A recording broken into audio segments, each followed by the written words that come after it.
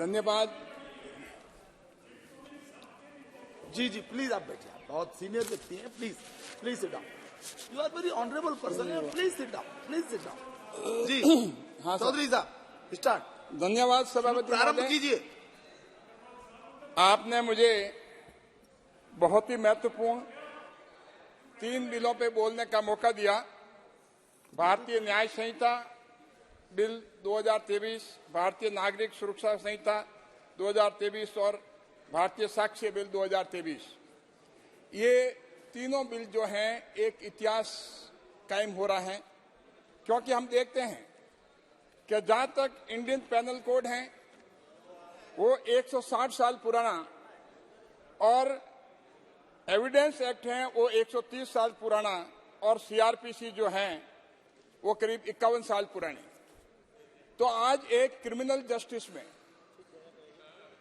बहुत बड़ा इतिहास बनने जा रहा है देश में, ये प्रधानमंत्री मोदी जी के नेतृत्व में, कि जिस हिसाब से इन कानूनों को नाम दिया गया है। हमें अगर देखें ध्यान से, क्योंकि कई बार बात हुई कि इनका हिंदी में इस तरह का नाम क्यों दिया गया, तो आप देखेंगे तो भारतीय न्याय संहिता, अब भारतीय न्याय संहिता के पहले जो अंग्रेजों के द्वारा जो कानून बनाया गया था वो था इंडियन पिनल कोड, भारतीय दंड संहिता। तो उसका पर्पज जो है वो पनिशमेंट का था। एम एंड ऑब्जेक्ट उस कानून का जो था वो पनिशमेंट देने का था, और अब एम एंड ऑब्जेक्ट इस कानून का जो है भारतीय न्याय संहिता वो न्याय करने का है, जस्टिस करने का है। ये जो है डिपार्चर बहुत बड़ा फर्क है। ये अपने आप में पहली बार हम देख रहे हैं देश के नागरिकों के साथ में इस तरह का कानून आता। पहले दंड संहिता होता था, ऑब्जेक्ट सिर्फ पनिशमेंट देने का था, लेकिन अब ऑब्जेक्ट और एम जो है वो उनको न्याय देने का है, तो उनके साथ अन्याय नहीं हो, तो ये ऑब्जेक्ट है। और दूसरा अगर हम देखेंगे जो हम सीआरपीसी क्रिमिनल प्रोसीजर कोड के पहले से ही आप जो है उसके क्रिमिनल माना जाता है। व्यक्ति के लिए जो ट्रायल होती थी उसके लिए प्रोसीजर तो है, उसको आप क्रिमिनल मान करके ये सोच करके कि क्रिमिनल है उसके लिए प्रोसीजर है। लेकिन अभी सभापति महोदय जो कानून आया है, अब जो बिल अभी पेश हुआ, माननीय गृह मंत्री जी अमित शाह जी ने जो पेश किया प्रधानमंत्री मोदी जी के नेतृत्व में, जो अब ये नागरिक सुरक्षा संहिता, अब आप ये डिपार्चर आप देखें कि नागरिक सुरक्षा जो है हमारे देश के नागरिकों की सुरक्षा के लिए, कि आपको पनिशमेंट जो है वो जो है चाहे रिफॉर्मेटिव हो चाहे कोई भी हो, वो जो है आपके लिए सुरक्षा होगी। इस कानून के सुरक्षा के तहत इसमें जो प्रावधान दिए हैं वो एक सुरक्षा दी गई है उसमें कि आर्बिट्ररी जो है उसके साथ में अन्याय नहीं होगा। तो ये सोच करके इस ऑब्जेक्ट जो है भारतीय नागरिक सुरक्षा संहिता नागरिकों के लिए सुरक्षा के लिए किसी तरह से वो असुरक्षित महसूस नहीं करें, ये सोच और ब्रिटिश की सोच में, कॉलोनियल सोच में ये बहुत बड़ा फर्क है। पहले क्रिमिनल प्रोसीजर कोड था, अब भारतीय नागरिक सुरक्षा संहिता है। ये ह्यूमैनिटी, एक जो ह्यूमन के लिए, एक जब हम कहते हैं कि भाई के पहले जो जिस हिसाब से वो कानून बनाते थे वो सिर्फ और सिर्फ उनको अपने कंट्रोल के लिए था, उनके अपने राज्य चलाने का था, कॉलोनियल रूल को मजबूत करने के लिए था। और जो साक्ष्य बिल है जो ये हर रूप में ये काम आएगा, चाहे भले सिविल के रूप में हो और चाहे क्रिमिनल केसेस के रूप में हो। तो ये तीनों कानून जो हैं पहली बार इतने समय के बाद में ये काम बहुत पहले हो जाना चाहिए था, क्योंकि हम अगर देखते हैं कई बार कमेटियां बैठी, कई बार हुआ, लेकिन इन कानूनों को वहां पर पूरा का पूरा पब्लिक कंसल्टेशन हुआ। माननीय गृह मंत्री जी ने बहुत इसमें समय दिया और एक एक प्रावधान जो है वो इस तरह से देखे गए कि देश के नागरिकों के लिए सही तरह का कानून बने। अगर हम देखें तो पार्लियामेंट्री स्टैंडिंग कमेटी जो होम अफेयर्स की जो थी उसमें उन्होंने अपनी 146वीं रिपोर्ट में इन सारे कानूनों को बहुत पहले उन्होंने कहा कि ये क्रिमिनल जस्टिस सिस्टम जो है बहुत कॉलोनियल रूल का है, इसका रिव्यू होना बहुत जरूरी है। लेकिन उसके बाद में उस रिपोर्ट के बाद में भी किसी ने कोई एक्शन नहीं लिया। और उसके बाद में हम अगर देखें तो 111वीं और 128वीं रिपोर्ट जो है parliamentary standing committee on home affairs, उन्होंने भी इसमें साफ लिखा है कि ये कानून इनको रिफॉर्म और रेशनलाइज, इनका रिफॉर्म भी होना जरूरी है, इनका रेशनलाइजेशन भी होना जरूरी है इन तीनों क्रिमिनल लॉ का, और एक कॉम्प्रहेंसिव लेजिस्लेशन जो है वो लाया जाना चाहिए, ना कि पीस बिल में। जो हम देखते हैं पीस बिल में थोड़ा थोड़ा अमेंडमेंट कर देते थे, हम टच करने की कोशिश नहीं करते थे, किसी ने हिम्मत ही नहीं की। ये सोच लिया था कि लॉर्ड मैकाले ने जो 1860 में जो कानून बनाया, 1872 में जो कानून बनाया, उस कानून को हम टच नहीं कर सकते, ये किसी ने हिम्मत कभी नहीं की। लेकिन प्रधानमंत्री मोदी जी के नेतृत्व में अपने देश के नागरिकों के लिए कानून, वो जो कानून जो था, हम देखते हैं ब्रिटिश ने कानून बनाया सिर्फ और सिर्फ अपनी कॉलोनी को कंट्रोल करने के लिए, उनका ऑब्जेक्ट जो था वो सिर्फ और सिर्फ यही था। और इस कानून से हम तीनों कानून में हम देखते हैं कि अगर कोई रिफ्लेक्ट हो रहा है तो उसमें रिफ्लेक्ट अगर हो रहा है तो इंडियन एथोस हो रहा है। और इन कानूनों का अगर एम, ऑब्जेक्ट और स्पिरिट हम देखें तो बिल्कुल और जस्टिस ओरिएंटेड अप्रोच है कि न्याय जो है नागरिकों को कैसे मिले, चाहे विक्टिम हो और चाहे अपराधी हो, चाहे जो न्याय है दोनों को न्याय कैसे मिले, ऐसा नहीं कि कोई इनोसेंट जो है उसको सजा मिले। तो अब जस्टिस सिस्टम जो है वो एक तरह से पहले पनिशमेंट का था, अब डिपार्चर आप देखिए। पहले जो अप्रोच जो थी कि पनिशमेंट कैसे दिया जाए, अब ये है कि इसको न्याय कैसे दिया जाए। और उसके बाद में कानून में ये रखा गया है कि एक रिफॉर्मेटिव, एक जुरिस्प्रूडेंस जो है हम देखते हैं क्रिमिनल जुरिस्प्रूडेंस में, एक थ्योरी होती डेटरेंट, एक थ्योरी होती रिफॉर्मेटिव। इस पे लंबी बहस जो है दुनिया भर में समय समय पे चली। लेकिन अगर हम देखें सुप्रीम कोर्ट के भी कई हम जजमेंट देखें तो कई जजेज जो हैं वो रिफॉर्मेटिव थ्योरी में विश्वास करते थे, कई जजमेंट हुए कि रिफॉर्मेटिव होना चाहिए। डेटरेंट जो है वो एंशिएंट टाइम की बात है, वो पुराने जमाने की बात है, वो उस समय मुगल शासकों की और अंग्रेजों की बात है। तो अगर रिफॉर्मेटिव जो है हमें ये देखना है तो इसका स्पिरिट और ऑब्जेक्ट जो है इन कानूनों का रिफॉर्मेटिव है। और छोटे छोटे अपराध जैसे अगर है तो उसके लिए कम्युनिटी सर्विस का भी प्रावधान रखा गया है। मैं ये भी बताना चाहूंगा माननीय सभापति जी महोदय कि national policy on criminal justice जो है 2007 में रिपोर्ट आई, और उस रिपोर्ट के अलावा 1979 में सुप्रीम कोर्ट ने भी Vishnu Dayal versus state of West Bengal में और साफ ये लिखा कि रिफॉर्मेशन एंड रिहेबिलिटेशन जो है, अब जो है आज हमारे देश का इंडियन एथोस जो है वो रिफॉर्मेशन एंड रिहेबिलिटेशन का है, ना कि इस तरह के पनिशमेंट में हम जो थ्योरी ऑफ डेटरेंट को जो अडॉप्ट हमें नहीं करना चाहिए। और जहां पर हो सके वहां पर कम्युनिटी सर्विस का भी प्रावधान होना चाहिए। तो इस तरह से बार बार चाहे रिपोर्ट्स हों, चाहे स्टैंडिंग कमेटी की रिपोर्ट्स हों, चाहे सुप्रीम कोर्ट और हाई कोर्ट के डायरेक्शन हो, टाइम टू टाइम जब लॉ में बहुत बड़ा गैप था, कोडिफाइड नहीं था, क्योंकि जो एक 1860 में जो कानून बना कॉलोनियल टाइम में, उस कानून को जो है आज के परिप्रेक्ष्य में वो जो फिट नहीं होता था, तो सुप्रीम कोर्ट ने और हाई कोर्ट ने कई केसेस में अपना इंटरप्रिटेशन दे करके फिल इन द गैप का काम किया।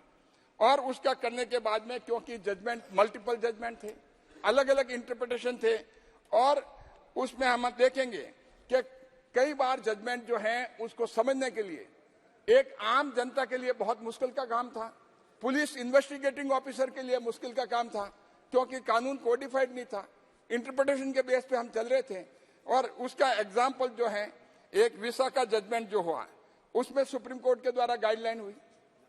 अगर कानून पूरा होता तो वो विसा का जजमेंट नहीं आता, और उसके बाद में एक्ट ऑफ पार्लियामेंट जो 2013 में उसको वापस गैप भरने की कोशिश की। और उसके बाद में जहां तक विटनेस को प्रोटेक्शन की बात है, हम देखते हैं कि आज सबसे ज्यादा वल्नरेबल जो है वो है विटनेस, वो है गवाह, क्योंकि कोई भी आदमी अपनी गवाही देने के लिए 10 बार सोचता है कि मेरा जो मुझे सुरक्षा क्या मिलेगी। तो आज इन कानूनों के द्वारा जो हमने उसके अब्सेंस में जब सुप्रीम कोर्ट ने अपने जजमेंट में कहा कि विटनेस प्रोटेक्शन स्कीम जो है 2018 में उनके जजमेंट के तहत आई, तो हम देखें कि इतने पुराने कानून में जो पुराने आज के परिप्रेक्ष्य में उसको अगर हम कंपेटेबल नहीं मानते हैं, उस वजह से सुप्रीम कोर्ट ने बार बार और हाई कोर्ट ने कई जजमेंट्स में फिल इन द ब्लैंक का काम किया है। और हम देखें तो पुराने कानून का जो अगर ऑब्जेक्ट देखें, अभी हम देखें कि उनको तीनों को बेसिकली जो अभी प्रधानमंत्री मोदी जी के नेतृत्व में माननीय गृह मंत्री जी ये तीनों बिल लेकर आए हैं, और उसको तीनों को रिप्लेस करना और नए कानून लेके आना, क्योंकि ये ब्रिटिश रूल के रेमनेंट्स हैं और उनका एम जो है only to design to maintain their control, उनका सिर्फ और सिर्फ के कंट्रोल करना है और इंडिया जस्टिस डिलीवरी सिस्टम के पूरा का पूरा। अब जो है अगर आप देखेंगे, जैसा मैंने बताया, ओल्ड लॉ का फोकस जो है वो सिर्फ और सिर्फ पनिशमेंट पे था और उसमें नागरिकों के लिए न्याय के लिए किसी तरह के प्रावधान नहीं थे। और अगर देखें तीनों के तीनों कानून जो हैं वो आज की तारीख में अलाइन नहीं करते हैं किसके साथ। Number 1 modern social norms, number 2 तकनीकी, नंबर 3 जस्टिस रिक्वायरमेंट। ये तीनों चीजों को जो है ये तीनों कानून जो हैं उसमें फिट नहीं होने की वजह से, और हम देखते हैं यही कारण है कि वुमेन के अगेंस्ट में अपराध हुए, चिल्ड्रन के अगेंस्ट में अपराध हुए। इन मामलों में ये तीनों कानून पुराने कानून इनसेंसिटिव है और वुमेन के मामले में और चिल्ड्रन के मामले में पूरी तरह से जो प्रावधान होना चाहिए था वो प्रावधान नहीं होने की वजह से आज हम देखते हैं कि उनके साथ में लंबे समय तक अन्याय हुआ है और न्याय नहीं हुआ है। और आउटडेटेड और कॉलोनियल लॉ जो है ये बेसिकली इनकी वजह से लो कन्विक्शन रेट, ये सबसे बड़ी समस्या है। हम देखते हैं कि अगर पता लगता है कि 83% जो है वो एक्विटल का है, या कहीं देखते हैं 10% कन्विक्शन रेट है। क्यों होता है? क्योंकि वो लोग उस समय जो 1860 में बने हैं, आज के मॉडर्न सोसाइटल नॉर्म्स में, आज के तकनीकी के मामले में, आज के जस्टिस रिक्वायरमेंट के मामले में ये कानून फिट नहीं होते थे। इसीलिए जो है आम जन का एक विश्वास जो है एक क्रिमिनल जस्टिस डिलीवरी सिस्टम में, एक पूरा का पूरा विश्वास जो है वो खत्म हो जा रहा है। हम कभी एक्यूज करते हैं, जुडिशरी को करते हैं या कोई इंस्टीट्यूशन को करते हैं, लेकिन हमने ये अपने आप में गिरेबान में झांक के नहीं देखा कि उसका मेन कारण जो है, अगर कानून जो है पार्लियामेंट का प्राइमरी ड्यूटी है बनाने का, तो इन चीजों को बहुत पहले देखा जाना चाहिए। लेकिन ये बहुत ही ऐसा डिसीजन जिसको हम कह सकते हैं कि प्रधानमंत्री मोदी जी के नेतृत्व में माननीय गृह मंत्री जी ने लिया, ये बहुत ही ऐतिहासिक पल है, ऐतिहासिक क्षण है। और पूरे देश में एक आम जो नागरिक ये महसूस करेगा कि मुझे किसी बात की डर की जरूरत नहीं है, लेकिन जो है इन तीनों कानून का जो main object, spirit and object जो है वो जस्टिस ओरिएंटेड है और न्याय करने से संबंधित है। और जिस हिसाब से हम देखेंगे कि आप एक कम्बरसम प्रोसीजर, माननीय सभापति जी मैं बताना चाहूंगा कि किस हिसाब से एक कम्बरसम प्रोसीजर है। आप क्रिमिनल प्रोसीजर कोड देखें, एविडेंस एक्ट देखें, एक लंबा कम्बरसम प्रोसीजर और पेपर वर्क भी उसका लगातार जो है इतना बड़ा हो जाता है कि लगातार फाइल के ऊपर फाइल और उसके बाद में डॉक्यूमेंट के ऊपर डॉक्यूमेंट। तो अब जो है उसी वजह से जो हम कहते हैं न्यायालय में डिले क्यों होता है, ये भी एक बहुत बड़ा कारण था। अगर कानून क्लियर नहीं है, कानून साफ नहीं है, ट्रांसपेरेंट नहीं है, तो उसमें डिले होने के भी बहुत संभावना रहती है। हम देखते हैं क्रिमिनल केसेस जो हैं बड़े लंबे समय तक, बहुत लंबे समय तक चलते हैं, लेकिन उसका जो है उसका कल्मिनेशन नहीं होता, फाइनल स्टेज पे वो नहीं पहुंचता है। और जहां तक लीगल टेक्निकलिटीज हैं, हम देखते हैं कि हमेशा कोर्ट में देखते हैं कि एक तरफ तो लीगल टेक्निकलिटी और दूसरी तरफ जो है वो जस्टिस। अब आप in case of conflict between technicality and justice, तो आज की तारीख में इन तीनों पुराने कानून के तहत में टेक्निकलिटी जो है उसका ओवरराइडिंग इफेक्ट होता था, न्याय एक तरफ रह जाता था, न्याय उसको नहीं मिलता था क्योंकि टेक्निकलिटीज के आधार पे। अब उस चीज को हटा के इन तीनों नए बिल में टेक्निकलिटीज के ऊपर जो है न्याय सबसे पहले आएगा और टेक्निकलिटी बाद में आएगी। तो कोर्ट जो है उनके एक कोर्ट के लिए गाइडेंस ये इन तीनों बिल के द्वारा होगा कि वो पहले न्याय करें और टेक्निकलिटी जो है उसकी सुपरमेसी जो है वो नहीं होगी। और मैं माननीय सभापति जी महोदय ये भी बताना चाहूंगा कि आज की तारीख में ये तीनों कानून जो पुराने कानून है वो आज मॉडर्न टेक्नोलॉजी जो है उसको यूटिलाइज कैसे करें, किसी तरह का प्रावधान नहीं था। जबकि मॉडर्न टेक्नोलॉजी इतनी बढ़ गई है, उसको यूटिलाइज चाहे एविडेंस एक्ट में हो चाहे क्रिमिनल प्रोसीजर कोड में हो, इन पुराने कानूनों में कहीं इसको यूटिलाइज करने के सही तरह के प्रावधान नहीं थे। लेकिन अब इसमें प्रावधान नए तीनों बिलों में देने की वजह से आने वाले समय में कोर्ट में केसेस की पेंडेंसी भी घटेगी। और जो हम आज कहते हैं 5 करोड़ केसेस पेंडिंग है, तो सबसे पहले तो एक इतना बड़ा क्रिमिनल जस्टिस डिलीवरी सिस्टम जो है देश का, जिसमें सबसे ज्यादा केसेस हम कह सकते हैं कि इसमें पेंडिंग है, इन तीनों कानूनों से कि हमने कई बार देखा, सुप्रीम कोर्ट ने कोशिश की, वकीलों ने कोशिश की, बार एसोसिएशन ने कोशिश की, सरकार ने की, पार्लियामेंट ने की, लेकिन पेंडेंसी जो हमेशा रही है। मैं आपको सभापति महोदय जी मैं बताना चाहूंगा क्योंकि मैं भी इस फील्ड से हूं, लेकिन तीनों कानूनों को पढ़ने के बाद, जो तीनों बिलों को देखने के बाद हम ये देख सकते हैं कि आने वाले टाइम में सबसे बड़ा फायदा जो है वो एक तो डिले जो है वो नहीं होगा, दूसरा जो एरियर्स है वो खत्म होंगे, और उसके बाद में जो अभी सबसे बड़ी जो एक हिंड्रेंस थी पुराने कानूनों का कि एक एफिशिएंट इन्वेस्टिगेशन, हम देखते हैं इन्वेस्टिगेशन के मामले में बड़ा लंबा समय लग जाता था क्योंकि तकनीकी का उपयोग जो है वो उसमें नहीं हो पाता था। और आज जो कई इश्यूज हैं, मॉडर्न इश्यूज, अब आज की तारीख में पुराने कानून और नए कानूनों को देखें, तीनों बिल को देखें और पुराने तीनों कानूनों को हम देखें, तो साइबर क्राइम को एड्रेस करने के लिए सही तरह के प्रावधान नहीं थे। हम कभी कोई कानून काम में लेते, कभी कोई काम में लेते हैं, लेकिन कोडिफाइड एक जगह हमें ये नहीं मिल रहा था। और जो जिस हिसाब से टेररिज्म का एक्सपेंशन हुआ है उसको भी सही तरीके से उसमें डील नहीं किया जा रहा था। और जिस हिसाब से ऑर्गेनाइज क्राइम जैसे मॉब लिंचिंग है, ये पहले ये नहीं था, लेकिन 1860 का कानून अब उसको डील करने के लिए अलग अलग जगह से देख करके करें, तो ये सारा का सारा तीनों बिलों में ये प्रावधान किया है। और मैं धन्यवाद दूंगा सभापति महोदय कि जिस हिसाब से मोदी गवर्नमेंट ने 2014 से कि पुराने कानून, वो कानून जो ईज ऑफ डूइंग बिजनेस के हमें हर्डल क्रिएट करते थे, वो कानून जिसकी वजह से देश आगे नहीं बढ़ रहा था, जिस स्पीड से बढ़ना था वो नहीं बढ़ रहा था, इस तरह के करीब 1500 कानून 2022 तक उन कानूनों को रिपील किया। और उसके साथ साथ करीब 32,000 जो है कंप्लायंसेस थे इन कानूनों में, जगह जगह पालना करनी पड़ती थी, कोई बिजनेस लगाने के लिए नहीं तैयार था।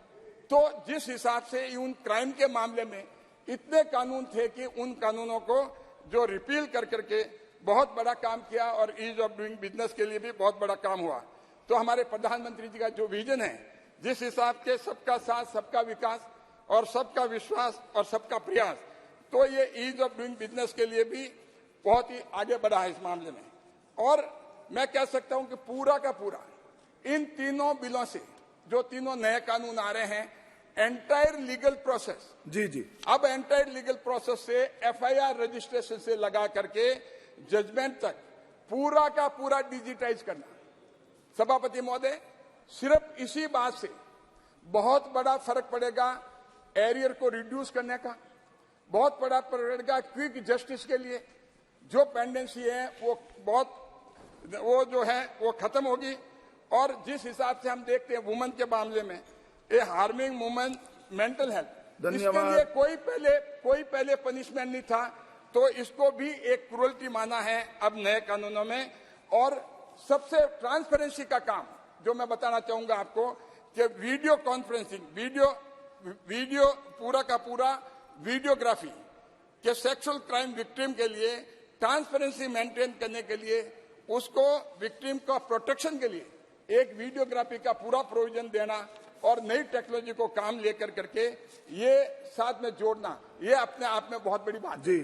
और मैं ये भी बताना चाहूंगा सभापति महोदय कि परिभाषा जो डॉक्यूमेंट की थी पहले डॉक्यूमेंट की जी थी वो बहुत लिमिटेड थी, कई चीजें जो हैं उसमें डॉक्यूमेंट में नहीं आती थी, जैसे इलेक्ट्रॉनिक और digital records, email, server logs, computer, smartphone, laptop, short messaging service, website और locational evidence, mail, messages on devices, इन सारों को जो है अब प्राइमरी एविडेंस के रूप में कोर्ट यूज कर सकता है और सारे के सारे एंटायर प्रोसेस को डिजिटाइज करना, FIR, केस डायरी, चार्जशीट, चर्चा कल तक चलेगी प्लीज, जजमेंट, वीडियो कॉन्फ्रेंसिंग और एंटायर ट्रायल को, तो ये अपने आप में बहुत बड़ी बात है।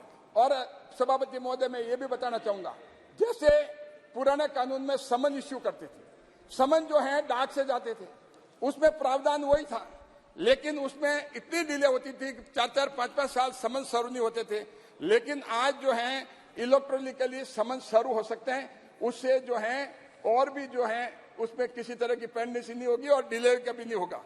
और 0 FIR, FIR आप कहीं भी फाइल कर सकते हैं। जी। जरूरत नहीं है कि आप उस क्षेत्र में करें जहाँ क्राइम कमिट हुआ, कहीं भी कर सकते हैं, तो उसको जो है उसको भी साथ लिया जाएगा। और जहां तक मेडिकल एग्जामिनेशन, पहले मेडिकल एग्जामिनेशन के लिए सिर्फ सब इंस्पेक्टर कह सकता, अब कोई पुलिस ऑफिसर कह सकता। तो इन चीजों को लचीला बनाना और जस्टिस ओरिएंटेड अप्रोच होनी और डिले नहीं होना, ये कानूनों का स्पिरिट ऑब्जेक्ट है। और फॉरेंसिक इन्वेस्टिगेशन के लिए अगर 7 साल से ऊपर की सजा है, ये बहुत बड़ा प्रावधान किया गया, तो वहां पर एक्सपर्ट जो है वो विजिट करेगा, साइट पे विजिट करेगा, क्राइम सीन पे विजिट करेगा और रिकॉर्ड करेगा अपने मोबाइल से सारा प्रोसेस। ये अपने आप में बहुत बड़ी बात है। और एविडेंस के लिए फिंगर इंप्रेशन के साथ साथ अब वॉइस सैंपल को भी उसमें साथ लिया। मैं समाप्त कर रहा हूं बस 1-2 मिनट में। और जहां तक टाइमलाइन का जो रिडक्शन जो है, बैकलॉग जो है, अब टाइमलाइन जो है मेडिकल प्रैक्टिशनर के लिए जो है उसको 7 दिन के अंदर अपनी रिपोर्ट देनी पड़ेगी, जजमेंट जो है 30 दिन के अंदर देना पड़ेगा, और एग्जम्पशन जो है कंप्लीशन ऑफ जजमेंट 45 डेज जो है एक्सटेंडेबल मैक्सिमम, और चार्जेस जो फ्रेम करने के लिए 60 दिन के अंदर अंदर जो है ये सारा करना पड़ेगा। और जहां तक पनिशमेंट की बात है, पनिशमेंट एक तरफ तो पहले पनिशमेंट है, अब लेकिन छोटे छोटे क्राइम जो है उनके लिए पनिशमेंट के लिए उसके पनिशमेंट देने की बजाय जेल जाने भेजने की बजाय कम्युनिटी सर्विस का प्रावधान रखा गया। और उसमें कैसे अटेम्प्ट टू कमिट सुसाइड, छोटे से ऑप्शन, छोटे से कोई छोटा चोरी का मामला हो, डिफामेशन के मामले हो, इसमें सिर्फ कम्युनिटी सर्विसेज के लिए। और मॉब लिंचिंग का पहले पनिशमेंट नहीं था, अब उसको इंक्लूड किया है। और चार्जशीट पुलिस के द्वारा जो 90 दिन के अंदर अंदर फाइल करनी पड़ेगी, और कोर्ट परमिशन 90 दिन एक्शन दे सकता है। बस कर रहा हूं सर। और सबसे ज्यादा जो फोकस है वो ऑर्गेनाइज क्राइम पे है, जितने बिल पे है, रॉबरी पे, पहलू पर बोलना जरूरी नहीं होता है। तो बस एक जी, तो डॉक्यूमेंट जो है चाहे भारतीय साक्ष्य बिल में हो चाहे क्रिमिनल प्रोसीजर कोड में हो, डॉक्यूमेंट जो है उनको सारों को लिया है। और एविडेंस जो है, अब एविडेंस जो पहले जो एविडेंस थी उसको बिल्कुल चेंज करके इंफॉर्मेशन गिवन इलेक्ट्रॉनिकली उसको भी शामिल किया है।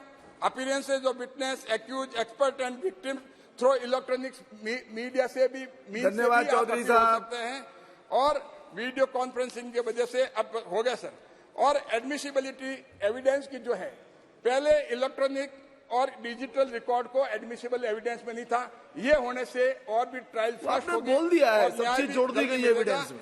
तो मैं अब सारा समाप्त हो गया। लास्ट में एक फियर जो है वो आम जन में था कि ये एक्ट तीनों बिल जब पास हो जाएंगे, क्या ये रिट्रोस्पेक्टिव लागू होंगे? सभापति महोदय, मैं बहुत बात क्लियर कर दूं, एक संशय फैला हुआ है पूरी जगह, कई मीडिया भी पूछते हैं, आम जन भी पूछते हैं, कोर्ट में एडवोकेट्स वगैरह भी, सारा जो है एक बात का है। लेकिन इस बात के लिए मैं क्लियर कर दूं आपके माध्यम से कि ये जो तीनों बिल आने के बाद उसमें किसी तरह की कोई पेंडेंसी है, किसी तरह की एप्लीकेशन और किसी तरह की प्रोसीडिंग पेंडिंग है, तो इसमें जो धारा जो है, इसमें चाहे जो नागरिक सुरक्षा संहिता है उसमें धारा 530 दिलीप सैकिया जी, और साक्ष्य बिल में धारा 170 है, उसके तहत में जितने भी एविडेंस, जितना भी जो पेंडिंग प्रोसीडिंग है उस पे ये कानून लागू नहीं होंगे। और आने वाले जो किसी श्री तरह दिलीप के सैकिया दूसरी जी। एक्टिविटी है उस पर लागू होंगे। बहुत बहुत धन्यवाद, आपने मुझे परमिशन दी। प्रत्येक आप अपना विषय रख दीजिए, संक्षेप में रखने की कोशिश कीजिए प्लीज। अध्यक्ष जी, मैं प्लीज बैठिए, बैठिए सर। जो 3 बिल बैठिए, बैठिए। जी जी जी, बैठिए। भारतीय आचार संहिता, न्याय संहिता, जो तीनों बिल यहाँ पर माननीय गृह मंत्री जी ने पेश किया है,